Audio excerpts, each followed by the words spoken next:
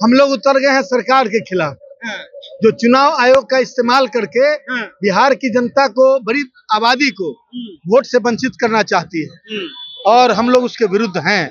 इसलिए सरकार पूरी प्लानिंग के साथ 5 महीना समय देकर यदि कर ली होती पार्लियामेंट चुनाव के तुरंत बाद तो कोई एतराज नहीं होता। जदयू के सर पर तलवार लटकी हुई है, वरना वो भी हमारे साथ अभी सड़क पर खड़े होते। उनकी मजबूरी है, उनका भी दम घुट रहा है, उनके भी वोटर कट का नाम काटने की साजिश हो रही है। एक आध महीना सरकार चला लेने दीजिए, उसी सरकार को चलाने के लिए वो इतना इस तरह की झूठी बातें बोल रहे हैं। सही काम अगर हो रहा है तो चुनाव आयोग को मैं आपके जनता जंक्शन से के माध्यम से पूछना चाहती हूँ कि अगर आप कहते हैं सही है तो आप क्यों ठीक कर रहे हो?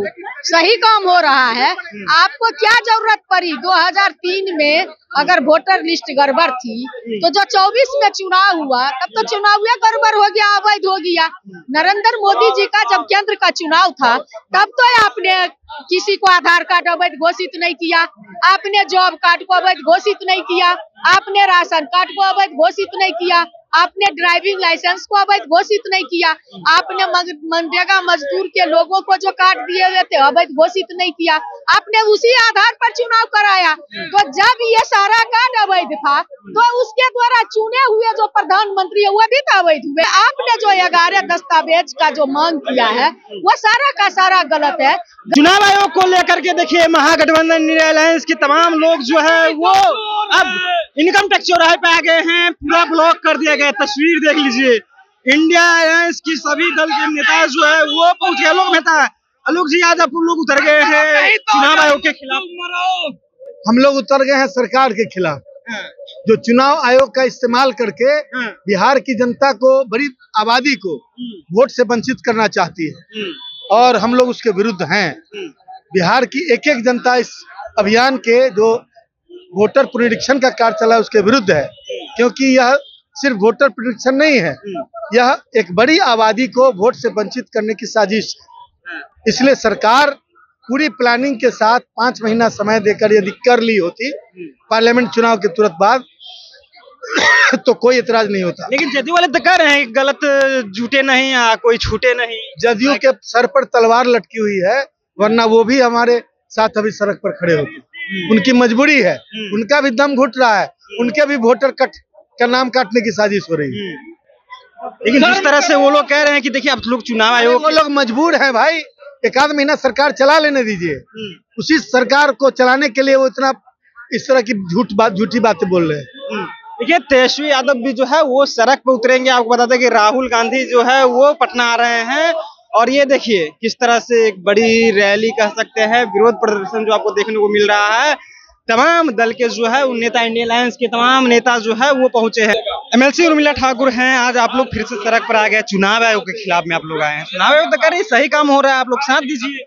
सही काम अगर हो रहा है तो चुनाव आयोग को मैं आपके जनता जंक्शन से के माध्यम से पूछना चाहती हूँ कि अगर आप कहते हैं सही है तो आप क्यों ठीक कर रहे हो? सही काम हो रहा है, आपको क्या जरूरत पड़ी? 2003 में अगर वोटर लिस्ट गड़बड़ थी तो जो 24 में चुनाव हुआ तब तो चुनाव गड़बड़ हो गया, अवैध हो गया। नरेंद्र मोदी जी का जब केंद्र का चुनाव था तब तो आपने किसी को आधार कार्ड अवैध घोषित नहीं किया, आपने जॉब कार्ड को अवैध घोषित नहीं किया, आपने राशन कार्ड को अवैध घोषित नहीं किया, आपने ड्राइविंग लाइसेंस को अवैध घोषित नहीं किया, आपने मनरेगा मजदूर के लोगों को जो कार्ड दिए हुए थे अवैध घोषित नहीं किया, आपने उसी आधार पर चुनाव कराया। तो जब ये सारा कार्ड अवैध था तो उसके द्वारा चुने हुए जो प्रधानमंत्री है वो भी तो अवैध हुए। जब कार्ड ही जिस अवैध कार्ड से चुनाव हुआ उस जिस आधार पर, तब तो प्रधानमंत्री का चुनाव भी अवैध हो गया। हम लोगों का कहना है आपने जो 11 दस्तावेज का जो मांग किया है वो सारा का सारा गलत है। गरीब गुरबा लोग जो बिहार बाढ़ प्रभावित एरिया है वहाँ पर तो लोग अपने आप को बचाना मुश्किल हो जाता है, कागज पत्तर कहाँ से ला के देगी।